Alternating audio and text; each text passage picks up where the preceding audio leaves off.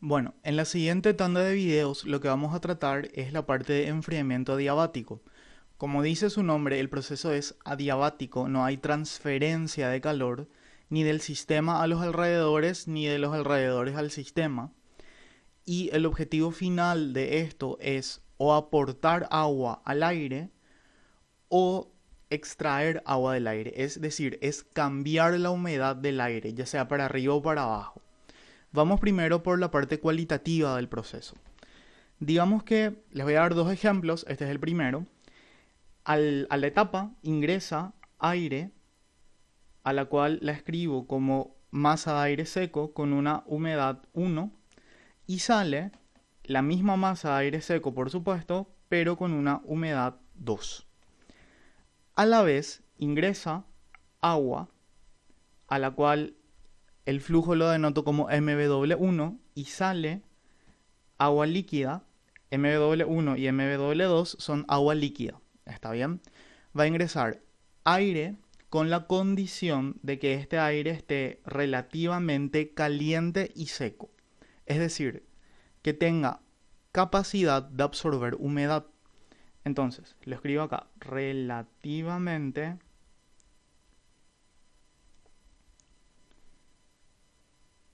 caliente y seco. ¿Qué es lo que va a pasar? Parte del agua líquida que ingresa va a evaporar y va a pasar al aire de salida. El aire va a absorber parte del agua con la que entró en contacto. Esa evaporación requiere de calor, es decir, es un proceso que absorbe calor. Y hay que ver de dónde voy a sacar ese calor, porque de afuera no puedo sacar puesto que es adiabático el sistema. Entonces, ese calor no tiene de otra que sacarlo del mismo sistema. Es decir, los cambios energéticos son los siguientes. Primero, el agua que evapora, que absorbe calor, y a expensas de esa evaporación, tanto el aire como el agua que sale como líquido, es decir, MW2, van a ceder calor. El aire húmedo se va a enfriar y el agua líquida también se va a enfriar.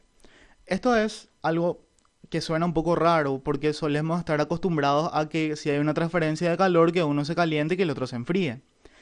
Pero ¿qué es lo que pasa? Si medio se perdieron en la parte de la que los dos se enfrían, explico de nuevo. El calor absorbido va a estar debido a la evaporación del agua. Entonces, parte de MW1 se evapora, absorbe calor. ¿De quién? Y va a absorber calor, por un lado, de la mezcla propiamente dicha de aire, y por otro lado, del agua que pasó y salió como líquido.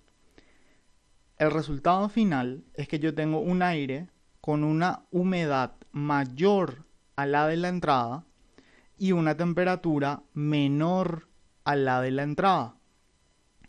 Y tengo agua con una temperatura menor a la de la entrada.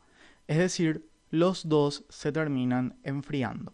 ¿Por qué los dos se terminan enfriando? Repito, para compensar la evaporación de parte del agua. Entonces, mis resultados finales son un aire mucho más húmedo y más frío, y un mayor flujo de agua en MW2, perdón, un menor flujo de agua y más fría que la de la entrada. MW1 y MW2 son agua líquida. MW1 es el agua total que se le suministra al proceso y MW2 es, digamos, la parte del agua que no pudo evaporarse. Un segundo ejemplo de esto es hacer lo contrario. A esto se le llama humidificación del aire porque yo le aporto humedad, le aporto agua. También se puede deshumidificar el aire bajo lo siguiente. Ingresa M de aire seco con una humedad 1, sale la misma masa de aire seco pero con una humedad 2, que en este caso va a ser menor que la de la entrada, ingresa MW1 y sale MW2. Así. ¿Qué es lo que va a pasar? La condición aquí es que esta agua esté lo suficientemente fría. Tan fría y con el suficiente flujo másico que pueda hacer caer la temperatura de esta mezcla por debajo de su punto de rocío. ¿Qué pasa si esa mezcla cae por debajo del punto de rocío? Y digamos, si la mezcla está aquí, esta va a ser la curva de saturación, y yo puedo, dado este punto de rocío, hacerle bajar hasta esta temperatura de acá, entonces a la mezcla no le queda de otra que perder esta humedad. Es decir, la humedad de la mezcla va a bajar si el agua está lo suficientemente fría o si tengo el suficiente flujo de agua.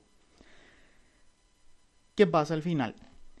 Ya que baja por debajo ya que alcanza una temperatura menor a la del punto de rocío, la temperatura de esta mezcla va a disminuir. La humedad va a también disminuir debido a la condensación. ¿Quién absorbe calor? Porque hasta ahora todos están cediendo. Absorbe calor el agua de la salida. Es decir, en este caso, el aire se enfría, el agua se calienta. El aire se enfría tanto que va a perder agua. A este proceso se le denomina deshumidificación, porque estoy sacándole humedad al aire. En este caso, haciendo la comparativa, yo tengo en las salidas un aire más húmedo que el de la entrada y más frío. Y en este caso tengo que MW2 es menor que MW1. Tengo un agua líquida más fría que el de la entrada. O sea, el agua líquida que sale tiene una temperatura menor al agua líquida que entra y tiene un flujo menor porque parte de esa agua se fue con el aire.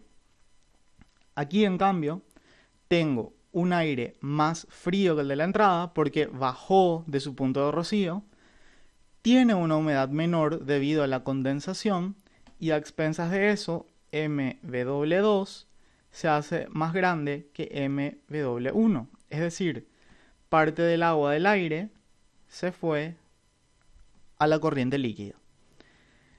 Y a expensas de eso, el agua se termina calentando. Entonces, esos dos casos los tenemos acá.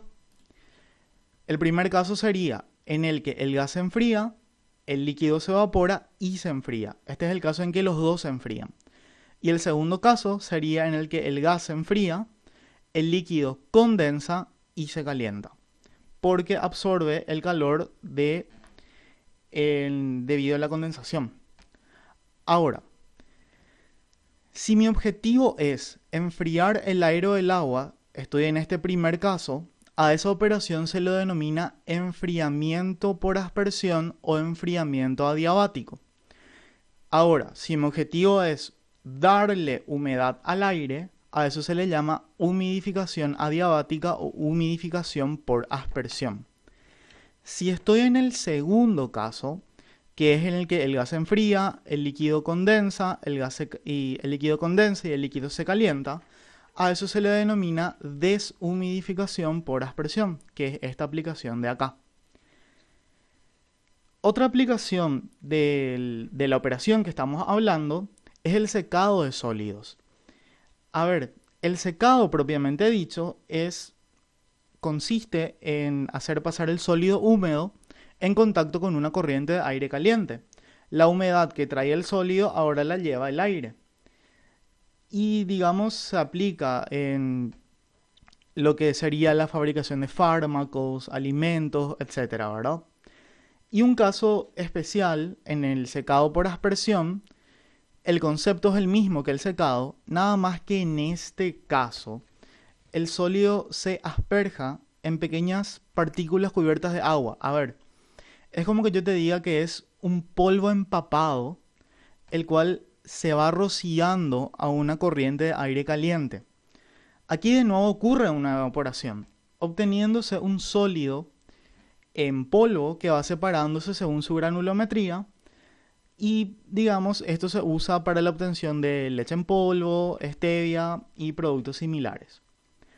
Ahora, por la parte cuantitativa, se puede realizar un balance de energía a partir de un proceso de humidificación, conociendo las condiciones iniciales y las condiciones finales.